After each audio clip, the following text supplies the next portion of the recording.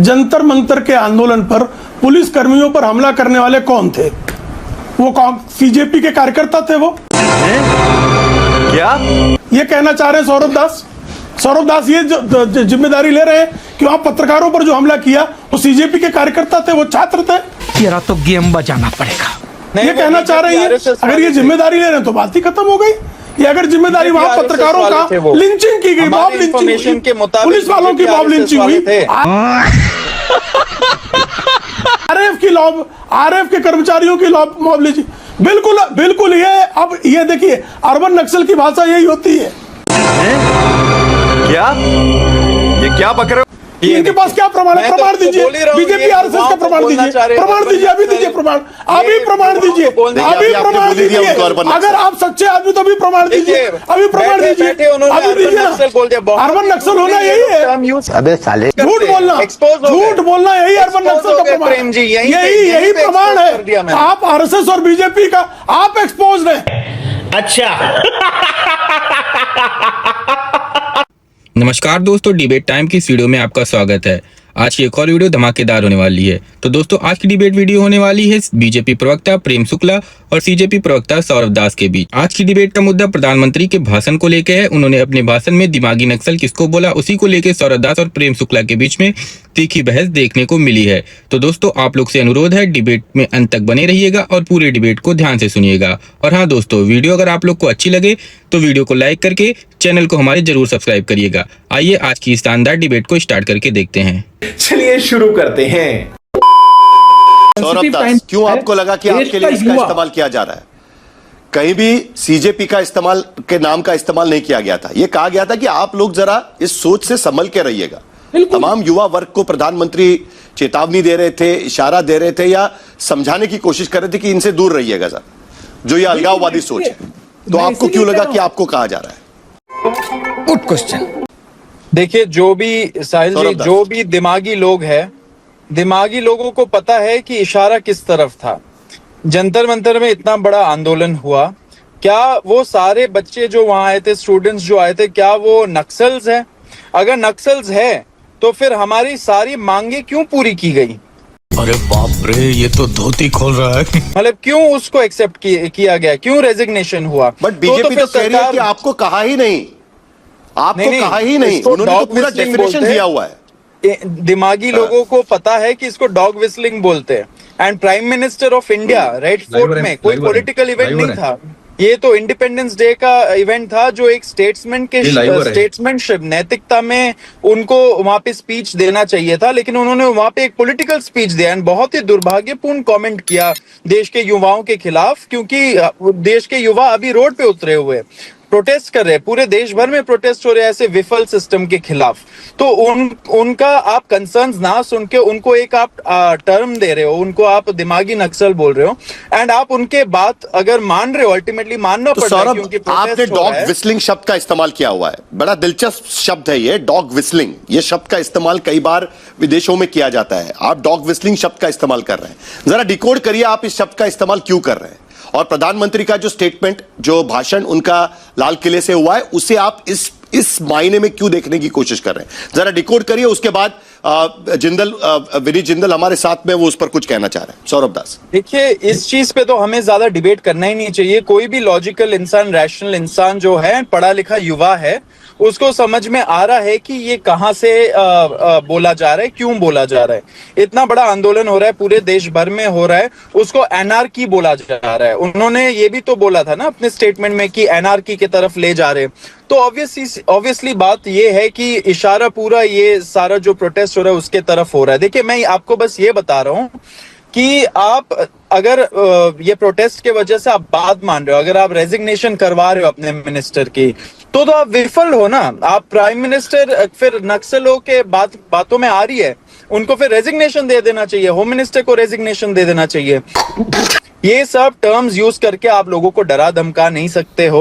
मुझे लगता है थोड़ा हमारा स्टैंडर्ड हाई होना चाहिए। साहिल, आप रेड फोर्ट से स्पीच दे रहे हो, स्टैंडर्ड्स हाई करिए। आप पॉलिसी के बारे में बात करिए, गवर्नेंस के बारे में बात करिए। बहुत सारे इश्यूज है। मैं अभी 3 स्कूलों का स्कूल ऑडिट्स करके आ रहा हूँ, एंड सारे स्कूल्स खराब है दिल्ली में। तो आप उड़ता बताइए। हुआ तीर लेने का भी संवैधानिक अधिकार इस देश में है।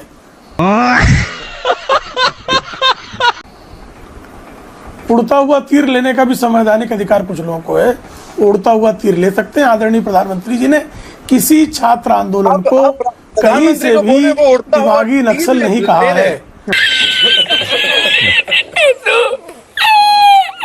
दिमागी नक्सल बिल्कुल नहीं कहा, दूर दूर तक नहीं कहा है। लेकिन अगर कोई उड़ता हुआ तीर लेना चाहे तो वो स्वच्छंद है। उड़ता हुआ तीर लेने के लिए कुछ लोग स्वच्छंद हैं, वो स्वतंत्रता से आगे स्वच्छंदता की तरफ बढ़ रहे हैं, वो बढ़ सकते हैं। लेकिन प्रधानमंत्री जी ने किसी छात्र आंदोलन को लेकिन बात जब कहीं नक्सलवादियों ने के द्वारा संहार हो और उसके बाद अगर किसी विश्वविद्यालय में उत्सव मनाया जाए तो ऐसे लोगों को दिमागी नक्सल कहा जाएगा। अब उसको सीजेपी के लोग कोई और टर्मिनोलॉजी देना चाहें, उसको डॉग व्हिसल कहना चाहें तो कह सकते हैं, उनका अधिकार है। क्योंकि हम जो है अभिव्यक्ति की स्वतंत्रता का सम्मान करते हैं, तो अभिव्यक्ति की स्वतंत्रता के सम्मान में हम जो है कोई जिसके लिए नहीं कहा जा रहा है वो अभी अपने लिए मान ले तो उसको मानने का अधिकार हम दे देते हैं। लेकिन हमने किसी छात्र आंदोलन को, अभी झारखंड में भी छात्र आंदोलन चल रहा है, कौन कह रहा है उसको कि ये नक्सल आंदोलन है? भाई साहब कुछ ज्यादा नहीं हो गया ये? मतलब कुछ भी किसी ने नहीं कहा दिमागी नक्सल है, वो कोई कह ही नहीं सकता, दूर दूर तक नहीं कह सकता। और जो सीजेपी ने जो आंदोलन किया जंतर मंतर पे उसको किसी ने नहीं कहा। लेकिन अगर वहां उमर खालिद के लिए नारे लगे, ये फंस गया सीएम। तो जो नारे लगा रहे थे उनको अर्बन नक्सल कहते नारे तो लगे? आप एक बार दिखाइए जरा, कोई स्वयं वीडियो सोनम है तो वांगचुक दिखाइए। जो आपके आंदोलन के चेहरे थे। आप हाँ है, बहुत बड़ा वीडियो भेज देंगे, allegation अगर वीडियो ऐसा भेज डाल देंगे, रहे हो तो आप भेज देंगे, वीडियो दिखाइए। भेज देंगे। अरे झूठ बोल रहा है, ये झूठ बोल रहा है। सौरभ दास नहीं जी, मैं दिखाइए, वीडियो टीवी भेजने में को दिखाइए तैयार ना। हूं। मैं वीडियो भेजने को तैयार हूँ। टीवी मैं में वीडियो दिखाइए। अभी तत्काल मेरे पास आप- नहीं है, लेकिन आप मैं लोग भेजूंगा। कुछ भी मैं एकदम आपको भेज कुछ भी देता हूँ, एकदम स्टेटमेंट भेज दे देते हो आप दूंगा। एकदम लोग। टीवी पे भेजूंगा। आप डिबेट रख आप अभी लीजिए, दिखाइए। समय निर्धारित कर दीजिए, मैं डिबेट अभी मैं दिखाइए। दिखाऊंगा वीडियो, मैं वीडियो अभी दिखाऊंगा, दिखाइए। मैं वीडियो दिखाऊंगा। समय निर्धारित करें, सही दिखाइए आप। समय स्टेज में निर्धारित कहाँ पे करें, लोगों ने कहा बोला गया है? है। स्टेज से जो और वहां से इतने नारे लगे, सारे लोग आए थे पत्थर, स्टेज 100 पे, से अधिक किसने लोग बोला? घायल हुए, बताइए। पुलिसकर्मी 100 से अधिक जो पुलिसकर्मी घायल हुए, नहीं, उन पे उमर पत्थर खालिद किसने का आपने चलाया? बोला। 100 से अधिक आप जो बताइए, पुलिसकर्मी एक बार घायल हुए, वीडियो उन दिखाइए पे हमें, पत्थर आपने स्टेज पे चलाया? किसने बोला ये चीज? आपने पत्थर चलाया क्या? हाँ, दिखाऊंगा मैं वीडियो, ठीक है। मैं वीडियो भेज दूंगा। जरा एक और वीडियो भेज क्लैरिफिकेशन दूंगा। ले लेते हैं सौरभ, एक जरा क्लैरिफिकेशन ले लेते हैं। मैं ये मानकर चलता हूं कि जब प्रधानमंत्री लाल किले से भाषण करते हैं तब उस वक्त जो घटनाएं इस देश में हो रही होगी उसका जिक्र किसी ना किसी तरीके से उनके भाषण में आती है। जैसे पिछले साल उन्होंने भाषण किया था तो जाहिर सी बात है कि ऑपरेशन सिंदूर का उसमें जिक्र किया गया था और उसके बाद साथ साथ आतंकवाद का भी जिक्र हुआ था। इस साल जब वो लाल किले से भाषण कर रहे थे तब युवाओं के लिए एआई ट्रेनिंग की उन्होंने बात की और उसके साथ साथ युवाओं को चेताने की कोशिश की कि दिमागी नक्सलों से दूर रहिएगा। तो प्रेम शुक्ला जी, इसीलिए सवाल उठता है कि आज अचानक अगर प्रधानमंत्री युवाओं को यह कहने की कोशिश कर रहे हैं कि दिमागी नक्सलों से दूर रहिए तो उसका सीधा संदर्भ ये झारखंड का आंदोलन, जो छात्रों का आंदोलन था, जो युवाओं का आंदोलन था, जंतर मंतर का आंदोलन जिनके साथ में सरकार ने भी एंगेज किया, उस आंदोलन से भी कहीं ना कहीं जोड़ा जाएगा। ये बड़ी अच्छी बात कही आप। उसका संदर्भ वहां पर देखा जाएगा और इसीलिए यह सवाल उठता है। प्रेम शुक्ला, मुझे बताइए, जंतर नहीं, अच्छा प्रश्न है आपका, बहुत अच्छा प्रश्न है आपका। जंतर मंतर के आंदोलन पर पुलिस कर्मियों पर हमला करने वाले कौन थे? अभी बता दे भाई, अभी बता दे। वो कौन? सीजेपी के कार्यकर्ता थे। वो ये कहना चाह रहे हैं सौरभ दास ये जिम्मेदारी ले रहे हैं कि वहां पत्रकारों पर जो हमला किया वो सीजेपी के कार्यकर्ता थे, वो छात्र थे, ये कहना चाह रही है। अगर ये जिम्मेदारी ले रहे हैं तो बात ही खत्म हो गई। ये अगर जिम्मेदारी वहां पत्रकारों का लिंचिंग की गई, मॉब लिंचिंग की, पुलिस वालों की मॉब लिंचिंग हुई, आरएफ के कर्मचारियों की मॉब लिंचिंग, बिल्कुल ये अब ये देखिए, अर्बन नक्सल की भाषा यही होती है। भाई साहब कुछ ज्यादा नहीं हो गया ये? मतलब कुछ भी इनके पास क्या प्रमाण है? प्रमाण दीजिए, बीजेपी आरएसएस का प्रमाण दीजिए, प्रमाण दीजिए, अभी दीजिए प्रमाण, अभी प्रमाण दीजिए, अभी प्रमाण दीजिए। अगर आप सच्चे आदमी तो अभी प्रमाण दीजिए, अभी प्रमाण दीजिए, अभी दीजिए। अर्बन नक्सल होना यही है, झूठ बोलना यही अर्बन नक्सल का प्रमाण, यही प्रमाण है। आप आरएसएस और बीजेपी का आप एक्सपोज हैं, आरएसएस बीजेपी का प्रमाण दीजिए। अगर आप में हिम्मत हो तो इसी चैनल पर अभी आरएसएस बीजेपी के किस व्यक्ति ने हमारे हाथ उसका नाम बताइए, फोटो दीजिए, प्रमाण दीजिए, साहिल जोशी इनसे प्रमाण CBI हमारे हाथ दे दीजिए। हाँ, मैं प्रमाण दूंगा, मैं प्रमाण दूंगा। तो फिर हाँ मैं दूंगा, मैं उमर खालिद वाला प्रमाण देने को तैयार हूँ। आप भी प्रमाण देकर जाएंगे, ये यहाँ पर आप कह के हमारे हाथ दे दीजिए। मैं आपको उमर खालिद का प्रमाण देने प्रमाण को का भी तैयार हूँ। इंतजार कर रहे हैं। मैं प्रमाण आपके हाथ में क्यों देते हैं? आपको जो आपके हाथ में असामाजिक देंगे, तत्व पहनाइए भी इनको दे देंगे। नहीं, कौन प्रेम है शुक्ला आप? जी, देखिए अभी कहाँ से चुन पुलिस कर आए इस हैं? बात की पूरी जांच कर रही है। और जो असामाजिक तत्व उस दिन जंतर मंतर के भीतर घुसे हुए थे, जिन्होंने पत्थरबाजी की, उन सबका क्या होता है, कितने लोगों को पकड़ा जाता है? क्योंकि एफआईआर तो दर्ज है, वो कौन सुप्रीम थे? कोर्ट भी कह चुका है कि जो असामाजिक तत्व थे उन पर कार्रवाई की जाएगी। आशुतोष, आज की स्थिति में जब छात्र आंदोलन को लेकर कहीं ना कहीं युवाओं को यह बताने की कोशिश प्रधानमंत्री कर रहे हैं कि ऐसे तत्वों से सावधान रहिए, तो वैसे में जब पी चिदंबरम उसमें घुस जाते हैं और कहते हैं कि मैं दिमागी नक्सल हूं, तो यह आंदोलन से जो फायदा हो रहा है वो कहीं ना कहीं कांग्रेस पार्टी अपने पास तो नहीं खींचना चाहती। जो उड़ता तीर की बात कहीं ना कहीं प्रेम शुक्ला जी कर रहे थे, सीजेपी कहती है तो बात अलग है, क्योंकि उनका तो आंदोलन हुआ था। अब देखिए, उड़ता तीर पे तो खैर बहुत सारे एक्सप्लेनेशन हो जाएंगे कि मैं तो पहली बार ये देख रहा हूं कि लाल किले की प्राचीर से प्रधानमंत्री जी एक स्टेटमेंट दे रहे हैं और उसके बाद उन्हीं के मंत्री को उस पर सफाई देने की जरूरत पड़ रही। रेयरली ऐसा होता है कि प्रधानमंत्री के बयान को स्पष्टीकरण देने की जरूरत पड़े। यह साफ है कि जो कुछ भी प्रधानमंत्री जी ने कहा उसका कुछ अलग तरीके से अर्थ निकल रहा था। और मैं एग्जैक्टली प्रधानमंत्री का वो कोटेशन आपके सामने रख रहा हूं, एग्जैक्ट टेक्स्ट। उसका अर्थ क्या है आप देखिए। ये दिमागी नक्सल हिंसा और अराजकता के रास्ते खोज रहे हैं, गलत राह पर घसीटने के लिए भांति भांति के दांव कर रहे हैं। इन दिमागी नक्सलियों को पहचानना होगा, इन दिमागी नक्सलियों को अलग करना होगा और विकसित राष्ट्र बनाने की दिशा में युवाओं को मुख्य धारा में जोड़ना होगा।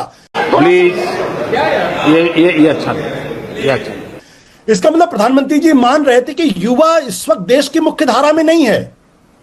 अरे अगर युवा देश की मुख्य धारा में नहीं है तो इस समाज का कोई भी हिस्सा देश की मुख्य धारा में नहीं है। तो जब आप इस पूरे वाक्य को पढ़ते हैं तब आपको स्पष्ट हो जाता है कहीं ना कहीं वो आंदोलनकारियों को और काकरोचों को वो दरअसल नक्सल या दिमागी नक्सल बताने की कोशिश करे। तो सबसे बड़ी बात क्या है, अगर वहां पे नारे लग रहे थे टुकड़े टुकड़े होंगे, तो ये तो बड़ी कमजोर सरकार है। चिदंबरम क्या कर रहे हैं? इसका पॉलिटिकल माइलेज उठा रहे हैं। और चिदंबरम क्या कर रहे हैं? पॉलिटिकल माइलेज उठा रहे हैं उसका। नहीं, मुझे लगता है कि चिदंबरम ने पूरी तरीके से सरकार को चुनौती दी और मजबूर किया कि सरकार की तरफ से स्पष्टीकरण आए। आप इस तरीके से किसी भी इंटेलिजेंट आदमी को, किसी भी पढ़े लिखे आदमी को आप नक्सल नहीं घोषित कर सकते। यह सरकार की तरफ से बहुत गलत। प्रेम शुक्ला जी जवाब दीजिए। चिदंबरम ने चुनौती देकर उसको बदलवाने का काम किया। साहिल, मुझे एक इंपॉर्टेंट बात रखनी है। ठीक है, प्रेम शुक्ला। बिल्कुल किसी पढ़े लिखे को नहीं कहा जा रहा है, किसी पढ़े लिखे को नहीं कहा जा रहा है। कुछ लोगों ने जो है स्वयं को पढ़ा लिखा और बाकी सबको अनपढ़ मानने का निर्णय ले लिया है। कुछ लोगों ने यह तय कर लिया है कि सिर्फ हम ही पढ़े लिखे हैं। भाई इस देश में डॉक्टर एपीजे अब्दुल कलाम है क्या उसमें भी पढ़े लिखे थे। जो लोग आज जो है आज मुझे तो लगता है जो बीजेपी में लोग बैठे वही सर्टिफिकेट। मैं उनकी डिग्री नहीं जानता, इसलिए उन पर मैं कोई बात नहीं कर सकता। पढ़ा लिखा कौन एजुकेटेड, मैं उनकी डिग्री मैंने नहीं देखी है, इसलिए पढ़े लिखे कि नहीं पढ़े लिखे इस पर मैं कोई टिप्पणी करना जो है आवश्यक नहीं समझता। ठीक है। तो दोस्तों आज की इस डिबेट में अंत तक बने रहने के लिए आप सभी का बहुत बहुत धन्यवाद। उम्मीद करता हूं आपको ये वीडियो पसंद आई होगी। आज की इस मुद्दे पे आपकी क्या राय है कमेंट बॉक्स में लिखकर हमें जरूर बताइएगा।